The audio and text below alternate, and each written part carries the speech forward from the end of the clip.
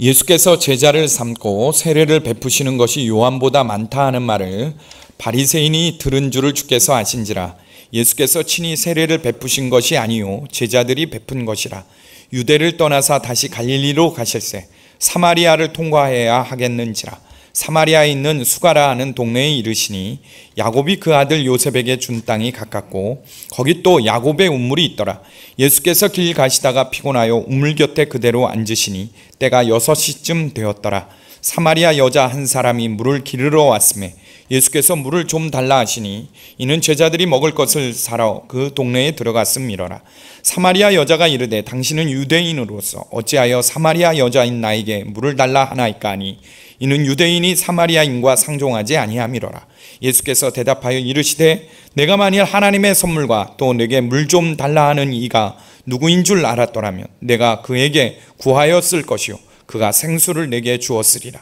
여자가 이르되 주여 물 기를 그릇도 없고 이 우물은 깊은데 어디서 당신이 그 생수를 얻겠사옵나이까.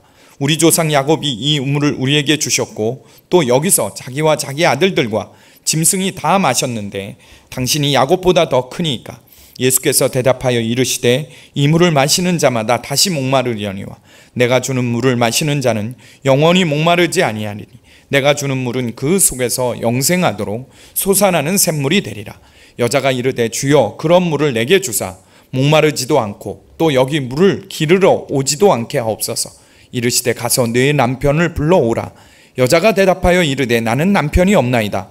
예수께서 이르시되 내가 남편이 없다 하는 말이 옳도다. 너에게 남편 5이 있었고 지금 있는 자도 내 남편이 아니니 내 말이 참되도다.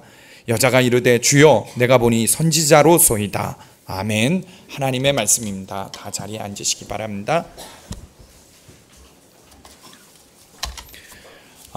제가 군대 가기 전에 이런 말을 많이 들었어요. 군대 가면 목이 말라서 군인들이 논물도 마신다는 거예요. 행군을 하다가 갈증이 나면 논에 엎드려서도 물을 먹는다는 얘기를 종종 듣곤 했어요. 근데 정말 제가 군대를 가니까 갈증이 나는데 정말 참을 수가 없더라고요. 뭐 개울물이 됐건 무슨 물이 됐건 행군하다가 이 여름에 갈증이 나니까 어떤 물이라도 먹겠더라고요. 한 번은 우리 행군을 하면 고참들은 수통에다 물을 가지고 가지를 않아요. 이 밑에 병사들이 이제 계급이 낮은 사람일수록 수통에 물을 많이 채우고 갑니다. 그래서 아예 부대를 배치를 받으면 이등병이나 이렇게 훈련병들한테 교육을 시키더라고요. 가장 높은 언덕에 이렇게 고개를 올라가서 쉬면 빨리 수통을 열어갖고 고참한테 먼저 갖다 주고 고참이 먹은 다음에 그 다음에 밑에 있는 사람이 물을 먹으라는 거예요. 그거를 이제 행군할 때 지켜야 할 사항들을 이렇게 쭉 외우게 하더라고요. 근데 정말 이 고개를 올라가는데 더운 여름에 정말 힘든 고개예요.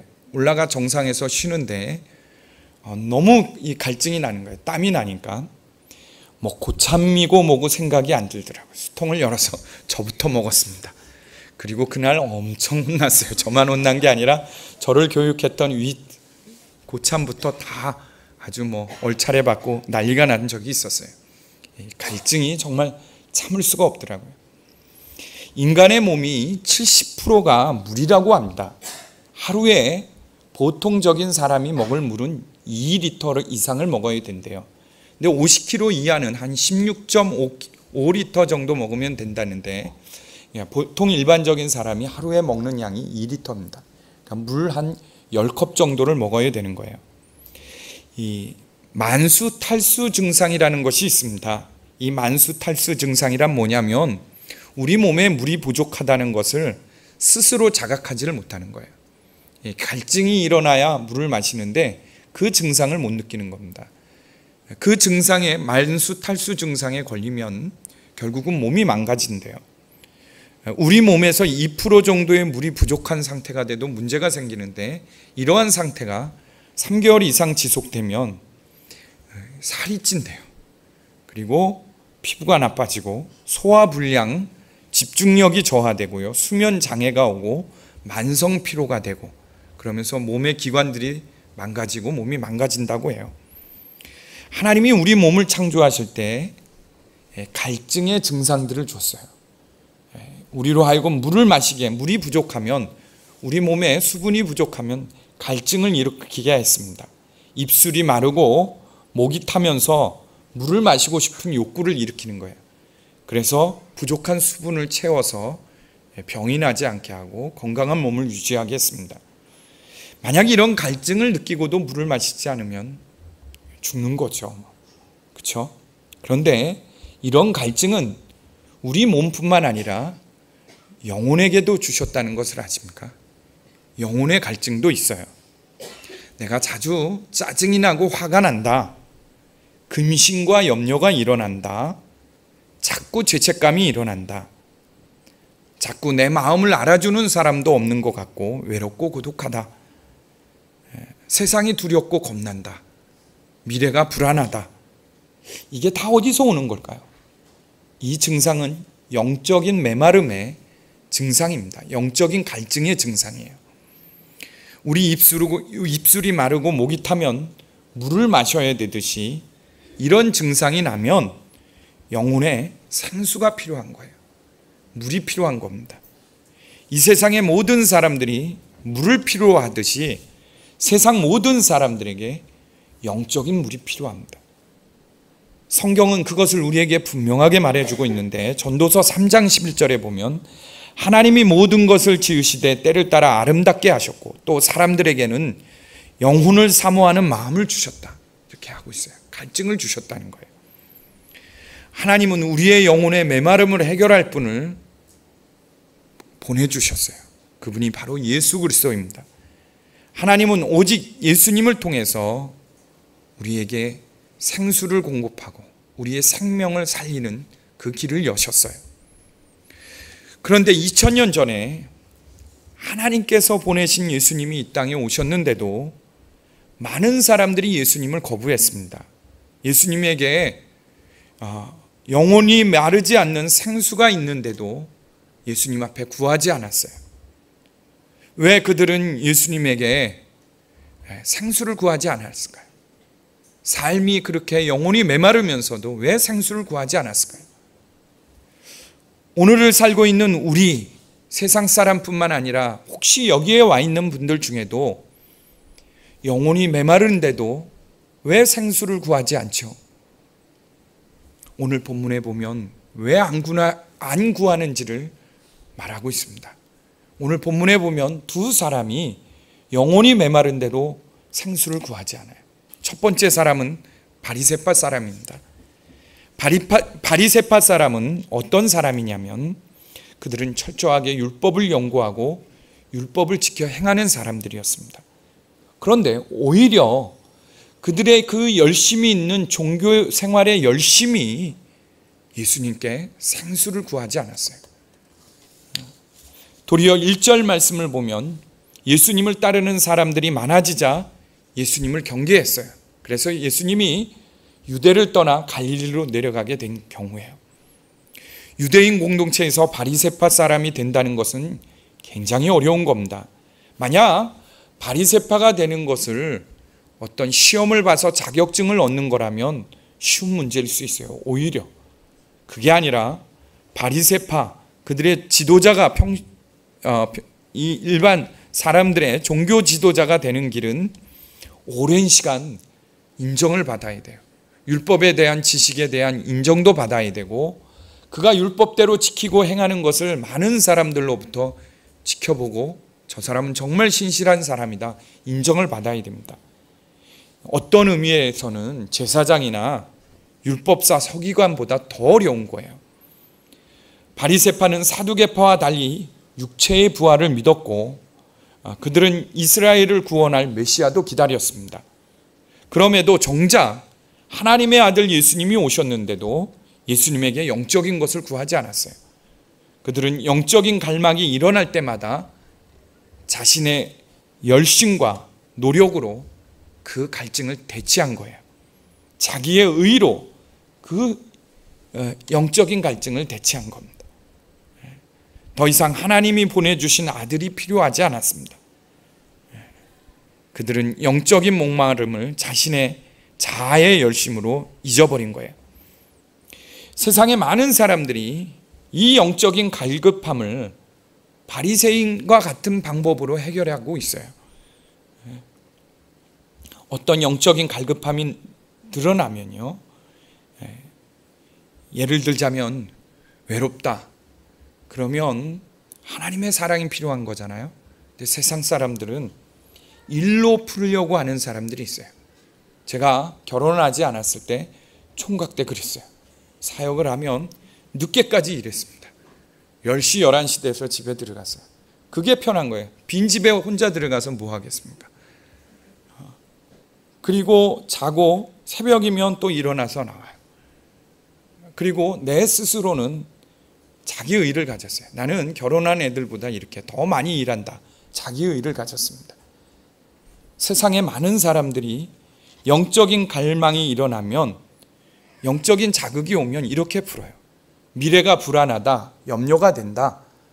그러면 열심히 일합니다. 열심히 공부해서 뭔가 자격증이라도 얻어야 된다고 생각을 해요.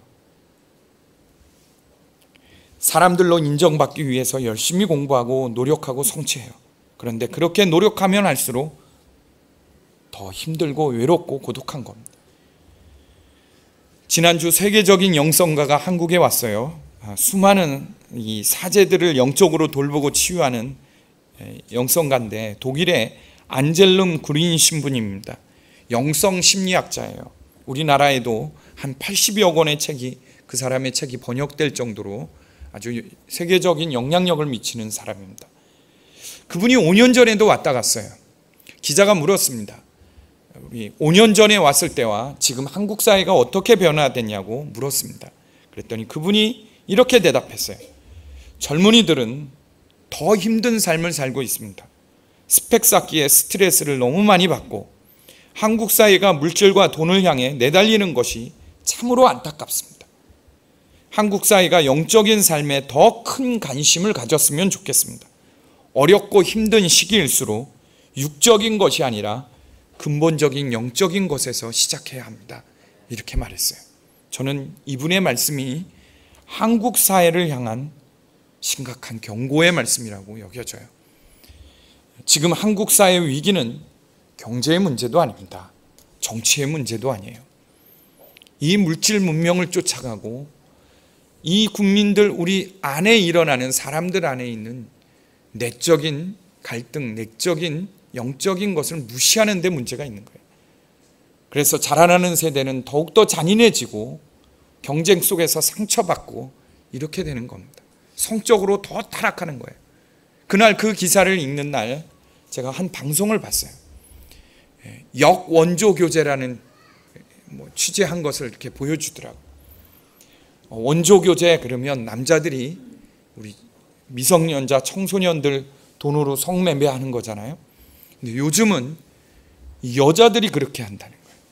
결혼한 여자들 30대, 40대 여자들이 중학생, 고등학생들에게 돈을 주고 그렇게 산다는 거예요. 그렇게 하는 것을 인터뷰를 봤습니다.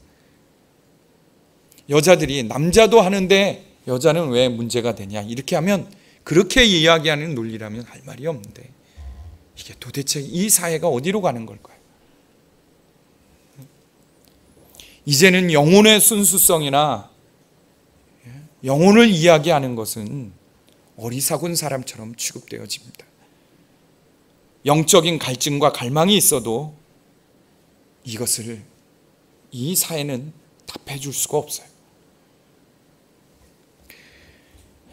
이 사회 문화는 잠시 이것을 잊게 하는 문화들은 굉장히 많이 일어납니다. 우리 5층에 있는 게임방도 그 중에 하나죠. 영화, 우리가 아는 이러한 것들이 다 그런 거예요. 마치 갈증이 일어나면 우리가 음료수를 마십니다. 그런데 이것이 오히려 몸에 더 해롭다는 것 아십니까? 우리가 커피 마시고 음료 마시면 우리 몸의 수분을 더 축적한다고 생각하죠. 근데 커피를 마시면요, 우리의 수분을 더 뺏어간다 그래요. 탄산 음료를 마시면 우리 안에 갈증이 더 일어난다 그래요. 그런데도 우리는 그게 수분이라고 생각하고 먹잖아요. 우리 지금 사회가 그런 거예요. 열심히 일하는 것, 일 중독에 빠지는 것, 영적인 갈증을 잠시 잊을 수는 있습니다. 그러나 결국은 영도 육도 탈진하게 돼 있어요. 성도님들 중에 열심히 봉사하고 헌신해왔던 분이 그냥 집안에 쓰러지신 분이 계세요. 찾아가 보면 지쳤어요 이렇게 말을 해요. 좀 쉴게요. 근데 그게 육신의 탈진이 아닙니다. 영적인 탈진이에요. 육적인 탈진은요, 잠시 쉬고 휴식을 취하면 일어납니다. 근데 영적 탈진에 걸리면요, 잘 일어나지가 않아요. 왜 영적 탈진이 온 줄 아세요? 이분은 그게 자신의 믿음이라고 생각한 거예요. 열심히 봉사하고 열심히 섬기고 우리 바리새인처럼 그게 자기 의가 되고 자아 만족을 위해서 열심히 하는 거예요. 그러다가 탈진하는 겁니다.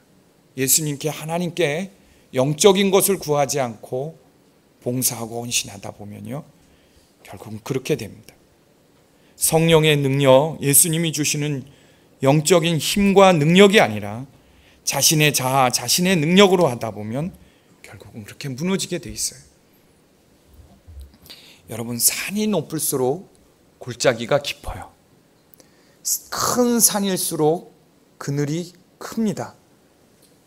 아침에 제가 한 번은 기도원에 가서 이렇게 해 뜨는 것을 보는데 앞에 큰 산이 있는데요, 해가 뜨는데 큰 산은 해가 이렇게 기울어서 올라올 때까지 그늘이 참 크더라고요. 마찬가지예요. 활동이 많다, 바쁘다, 이런 분들 기도가 더 많이 필요한 거예요. 골짜기가 깊고 그늘이 많기 때문에 기도가 더 필요한 겁니다. 두 번째는 이 사마리아 여인들이에요. 유대인들은 사마리아 사람들을 참 싫어했습니다. 오히려 이방인보다 사마리아인들을 상종하기를 더 싫어했어요. 그렇게 싫어하는 이유는 이스라엘 역사 속에서 내려온 이 마음속의 쓴뿌리입니다. 이 이스라엘은 솔로몬 왕 이후에 북이스라엘과 남유대로 나뉘어졌어요. 우리의 남과 북으로 나뉘어진 것과 똑같죠. 그런데 북이스라엘은 주전 722년에 아수르 왕국의 정복을 당했습니다. 아수르 왕국이 와서는 강제로 이 북이스라엘 사람들을, 많은 사람들을 포로로 끌어가서 이주시키고 또 자기네 아수르 백성들을 이쪽으로 이주시켰어요. 그 수도인 사마리아에 아수르 사람들을 이주시켜서 그들을 정착해서 살게 했습니다. 식민지 혼합 정책인 거예요. 근데 이 사람들, 아수르 사람들이 들어올 때 자신들이 믿던 종교들을 가지고 들어온 거예요. 그리고는 그것과 여호와를 믿는 것을 혼합시켰어요. 혼합 종교가 되어버렸습니다. 그들은 하나님도 믿고 자신들이 믿던 신도 같이 믿는 혼합적 신앙 상태를 만든 거예요. 그뿐만 아니라 막 결혼을 강제로 하게 했습니다. 그래서 아수르 사람과 이스라엘, 북이스라엘 민족 간에 아이들이 태어났어요. 유다 사람들이 그것을 보고는, 사마리아인들 보고는 변절자, 혼혈아 이렇게 취급한 거예요. 그리고 그들이 예루살렘 성전에 올라와 예배 드리는 것도 못 오게 했습니다. 그래서 그들이 그림심산에 자신들이 따로 성전을 세우고 예배도 드렸어요. 더 사마리아인들을 결국은 가슴 아프게 하고 힘들게 했던 게 언제였냐면, 바벨론에서 포로로 잡혀갖고 성전을 재건축할 때 사마리아인들이 같이 그 일을 돕겠다 그랬습니다. 함께 성전을 세우겠다 그랬어요. 그런데 스가랴 4장 1절에서 3절에 보면 거절을 해요. 유대인들이 너희는 더럽혀진 인간들이니까 여기에 같이 협력하지 마라. 그럼으로써 이 사마리아인들에게는 거절당한 상처에 오랜 그것이 있었던 거예요. 예수님 당시 유대인들은 사마리아인들에 대해 배교자, 변절자, 불결한 호련인 이렇게 간주했습니다. 예수님은 유대 땅에서 갈릴리로 내려가는 길이에요. 근데 유대 땅에서 갈릴리로 갈 때는 몇 가지 길이 있습니다. 이 사마리아만 통과하는 게 아니라 베레아 쪽으로도 돌아서 가는 길이 있었어요. 대부분의 유대인들은 그 길로 갑니다. 사마리아를 통과하지 않아요. 근데 예수님은 일부러 사마리아로 간 거예요. 왜요? 버림받고 그렇게 한 사람들에게 찾아간 거예요. 정오쯤 되었습니다. 야곱의 우물이 있는데 오늘 말씀해 보니까 예수님이 피곤해서 앉아서 쉬었다 그랬어요. 제자들은 마을로 먹을 것을 구하러 내려갔습니다. 그런데 그 정오에 한낮에 물을 길러 오는 여인이 있었어요. 대부분 이 지역에서 물을 길러 오면 아침 일찍 오든가 저녁 해질 무렵에 왔습니다. 왜냐하면 중동 지역의 한낮의 태양빛과 온도는 40도를 오르내려요. 누구도 그 시간에는 물을 길러 오지 않는데 이 여자는 온 거예요. 예수님이 앉아 있다가 그 여인에게 요청을 했습니다. 내게 물을 좀 주시오. 그랬더니 이 여인이 쳐다보고는 이렇게 말했습니다. 당신은 유대인인데 어떻게 사마리아 여자인 나에게 물을 달라고 하십니까? 이렇게 예수님이 거절을 당했습니다. 그 거절하는 여자의 말에 예수님이 이렇게 대답합니다. 내가 하나님의 선물을 알고 또 너에게 물을 달라는 사람이 누구인지를 네가 안다면 도리어 네가 그에게 청하였을 것이다. 그는 너에게 생수를 주었을 것이다. 25절 말씀에 보면요, 이 사마리아 여인은 다시 오실 메시아를 기다리고 있었습니다. 이 여인도 그리스도를 기다리고 있었어요. 여자가 이르되 메시아 곧 그리스도라 하는 이가 오실 줄을 내가 아노니 그가 오시면 모든 것을 우리에게 알게 하실 것입니다. 이 여인도 기다리고 있었어요. 그런데 정작 하나님의 선물인 예수 그리스도가 자신 앞에 왔는데도 그가 거부를 했어요. 이유는 유대인에 대한 편견 때문입니다. 마음의 상처 때문이에요. 당신들이 우리를 무시하니 나도 유대인인 당신과 상종을 하지 않겠다는 것입니다. 당신들이 사마리아인들을 경계하니 나도 당신을 경계하겠다는 거예요. 이게 이 여인에게 있어서 영적인 메마름을, 갈증을 풀 수 없는 장애인 거예요. 그런데 보십시오. 이 여인은 성경적으로 알고 있어요. 메시아가 누구에게나 통해서 온다는 것을 알고 있었죠. 유다 지파, 다윗의 후손을 통해 온다는 것은 말씀을 통해 알고 있었습니다. 그러면 당연히 예수님은, 메시아는 유대인에게서 오는 거예요. 그런데도 불구하고 이 여인은 조상 때로부터 내려왔던 마음의 깊은 상처 때문에, 선입견 때문에, 편견 때문에 예수님 앞에 생수를 구하지 않은 거예요. 지금은 없어졌어요. 우리 위례 신도시가 개발되면서 창곡동이라는 동네가 없어졌습니다. 근데 제가 선한목자교회 처음 부임했는데 교구 목회를 맡기는데 제가 맡은 교구 중에 창곡동 지역도 제가 맡은 지역이었어요. 그 지역은 성남에서 방값이 제일 싼 곳입니다. 정말 어렵고 힘든 분들이 들어와서 사는 동네였어요. 그런데 그 창곡동에 한 번은 신방을 갔더니 우리 선한목자 교인 중에 한 분이 겨울이면 어려운 성도들 몇 가정을 보일러 기름감을 대준다는 이야기를 들었어요. 그분이 누구냐 그랬더니 알리지 말라 그랬대요. 이름도 모른대요. 누군가 궁금해했습니다. 얼마 지나지 않아서 그분이 누군지를 알았어요. 근데 그분이 한 번은 간증을 했습니다. 본인은 학교를 다닐 때, 중고등학교 다닐 때 아버지가 갑자기 돌아가셨어요. 아버지가 군인이셨습니다. 장교셨는데 갑자기 쓰러지셨대요. 그런데 어머니가 이제 아버님이 죽으셨으니까 연금이 나올 거 아닙니까? 근데 어느 날 어머님이 자녀들을 모이라 그러더니 연금을 몽땅 찾아와서 교회 건축헌금으로 드리고는, 그 건축헌금을 드린 교회는 강남에서 이름만 대면 큰 교회, 아는 만한 교회 드리고 나서는 나는 이제부터는 기도만 하겠다. 너희들은 하나님이 책임져 주실 것이다. 그렇게 말씀하시더래요. 그때는 그게 무슨 말인지도 몰랐고 이거 어떻게 살려고 그러시나 싶었대요. 그분이 그 당시에는 그래도 어머님이 엘리트 교육을 받으셔서 은행에 취직도 할 수 있었어요. 시집 오기 전에 한국은행에 다니셨었고 또 아버님이 그렇게 되니까 은행에 다시 취직시켜 주겠다는 분들도 계신데 일을 안 하시겠다. 그러면 정말 기도만 하셨대요. 평생 기도를 하셔서 관절이 망가질 정도로 기도를 그렇게 많이 하셨어요. 그리고 어느 날은 지방에 있는 어느 교회 전도사로 간다고 교회 뒷방에 가셨어 사실. 이분은 대학 갈 수 있는데도 대학을 못 가고 상업고등학교를 다니셨어요. 그런데 그마저도 어떤 날은 버스비가 없어서 걸어가야 되고, 또 월삭금을 제대로 못 내서 아이들 앞에서 이름이 불려서 창피하고, 그럴 때마다 엄마에 대한 믿음, 교회에 대한 믿음, 교회 목사님에 대한 믿음이 믿음이 아니라 미움이 아주 불듯 일어난 거예요. 그래서 우리 선한목자교회가 건축 헌금한다는 것에 대한 반감이 그렇게 많았다 그래요. 담임 목사님에 대해서 때때로 말씀을 듣다가 이 안에서 불같이 올라오는 게 있었대요. 그런 마음이 있었는데 그게 왜 그런가 했더니 자신의 그것을 하나님이 알게 하셨다고, 그 상처가 결국 하나님의 은혜를 막았다고 그렇게 고백하는 이야기를 들었어요.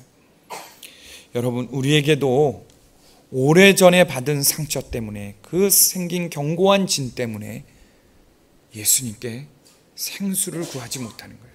여러분, 상처 자체가 우리의 영혼을 공핍하게 하는 게 아닙니다. 우리 영혼을 메마르게 하는 게 아니에요.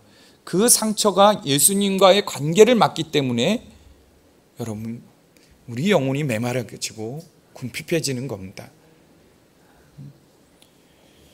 여러분, 요즘같이 세상이 교회에 대해서 얼마나 비판합니까? 우리도 모르는 사이에 교회에 대한 편견이 있을 수 있어요. 목회자, 교육자에 대한 편견이 있을 수도 있습니다. 이것이 우리의 영혼의 목마름을 해결하지 못해요. 이 사마리아 여인처럼 가지고 있는 선입견 때문에 예수님과의 관계, 만남을 넓히지를 못했듯이 생수를, 이 목마름을, 영원히 목마르지 않을 생수를 구하지 못한 것처럼 그렇게 될 수가 있습니다. 이 사마리아 여인은요, 이 영적인 갈급함을 세상 논리로 풀려고 했어요. 예수님이 내가 누구인지를 알았다면 나에게 도리어 생수를 달라고 구했을 것이라는 그 말을 듣고는 이 여자가 그래요. 당신이 이 야곱의 우물의 주인처럼 야곱보다 더 큰 사람입니까? 야곱은 우리에게 이 물을 주셨지만 당신은 목마르지 않는, 다시는 마시지 않는 물을 준다 그러니 그 물이 어떤 물입니까? 그리고 당신은 야곱보다 큰 사람입니까? 이렇게 묻는 거예요. 그뿐만 아니라 그가 이렇게 말합니다. 만약 영원히 목마르지 않는 물이 있다면 한번 줘보십시오. 내가 더 이상 이 힘들어 물길로 오지 않아도 되니 그걸 주십시오. 이렇게 말해요. 이 말 속에는 무슨 뜻이 있을까요? 내 영혼이 갈증하니까 이 영혼의 문제를 풀기 위해서 당신의 생수의 물을 달라는 것이 아니라 이거 정오에 내가 물길로 오는 이 수고를 하지 않기 위해 생수를 달라는 거예요. 우리가 예수님께 그렇게 구하지 않나요? 메마른 내 영혼을 위해서 구하는 게 아니라 하나님 돈을 주십시오. 돈만 있으면 내가 좀 살만하겠습니다. 내 직장의 문제, 사업장의 문제를 풀어주십시오. 그런데 여러분, 직장의 문제가 풀어졌다고 내 영혼이 메마르지 않을까요? 내 영혼의 갈증이 풀어질까요? 돈이 많으면 내 영혼이 갈증이 풀어지나요? 이 여인이 정말 원하는 대로 샘물을 줬어요. 다시는 물길로 오지 않아도 돼요. 그러면 풀어지는 걸까요? 예수님이 그렇게 말하는 여인에게 아주 직면하게 합니다. 이게 좀 엉뚱한 말일 수 있는데요, 처음 보는 여자한테 내 남편을 데려와라 이렇게 말해요. 내 남편을 데려와라. 그랬더니 이 여인이 뭐라고 말하냐면 나는 남편이 없습니다. 이렇게 말합니다. 남편이 없습니다. 예수님 앞에 정직하게 자기를 드러내지 않는 거예요. 예수님과의 관계의 문제, 이 여인이 사람들과의 가장 큰 장벽은 뭘까요? 바로 이 남편의 문제였어요. 도덕적인 문제였습니다. 남편을 5이나 바꿨어요. 남자가 5번 바뀌었지만 이 갈증을 풀어줄 수 없는 거예요. 이 남자가 내 인생의 외로움을, 이 영혼의 갈증을 풀어줄 수 있을까? 이 남자하고 살아보고 저 남자하고 살아보고 어떤 남자도 풀어줄 수 없었다. 난 남자가 없습니다. 그러자 예수님이 또 이야기를 해요. 그래, 내 말이 맞아. 지금 사는 남자는 내 남편이 아니지. 왜냐하면 그 남자는 아내가 있는 유부남이니 어찌 그 남자가 내 남편이 될 수 있겠냐. 이 얘기입니다. 그제서 이 여자가 꼼짝할 수 없는 거예요. 이 여자는 이러한 손가락질, 사람들의 손가락질과 말 때문에 그 정오의 땡볕에 물을 길러 나온 거예요. 사람들이 물 길러 오면 우물가에서 자기를 질책하고 수근수근거리고 그러니까 사람들을 피해 한낮에 물을 길러 온 거예요. 이 사람의 근본적인 죄의 문제가 결국은 예수님께 생수를 구하는 문제에 장애가 됐던 겁니다. 우리도 똑같아요. 여러분, 예수님 앞에 섰을 때 나를 분명하게 드러내야 돼요. 내 죄를 드러내야 됩니다. 내가 생각하기에 이거는 그냥 작은 죄니까 이렇게 생각해서도 안 돼요. 어떤 변명을 해서도 아닙니다. 예수님 앞에 드러내는 거예요. 그래야 진정한 내 영혼을 메마름을 해결할 생수를 얻을 수 있습니다. 예수님은 바로 그 여인에게, 이 사마리아 여인에게 직접적으로 얘기한 거예요. 그제서 이 여인이 당신은 선지자입니다 라고 엎드리게 됐어요. 한 목사님이 이런 간증을 했어요. 자기가 그렇게 목회를 성공하려고 열심히 했다는 거예요. 가정도 다 버리고 자기 건강도 해치고 열심히 목회를 했어요. 그러다가 암이 걸렸습니다. 간암이 걸렸어요. 근데 그 병석에서 저기를 갔는데 그런 이야기를 해요. 자기가 이렇게 목회를 열심히 한 것을 가만히 들여다보니 아버지한테, 자기 친부 아버지한테 인정을 받고자 하면, 아버지도 목사님이셨는데 아버님이 늘 야단을 칠 때 형제들과 비교해서 자기를 야단을 쳤다는 거예요. 아버지한테 한번 인정을 받고 싶어서, 다른 형제들은 다 목사 안 되겠다 그러는데 자기는 목사 되겠다 그런 것 같다는 거예요. 그리고 목회를 아버지한테 잘한다는 소리를 듣고 싶어서 그렇게 열심히 한 거예요. 그러다 병을 얻었어요. 목회가 돼도 그렇게 목회가 채워지지 않는 그것이 있었다는 거예요. 도박에 빠진 분이 계셔요. 그분의 아버지가 평생 도박을 했습니다. 1년에 서너 번 집에 들린대요. 들 때마다 어머니에게 돈을 가지고 갔대요. 그래서 어머니한테 돈을 달라 그러면 돈이 없다 그러면 집안이 난리가 난 거예요.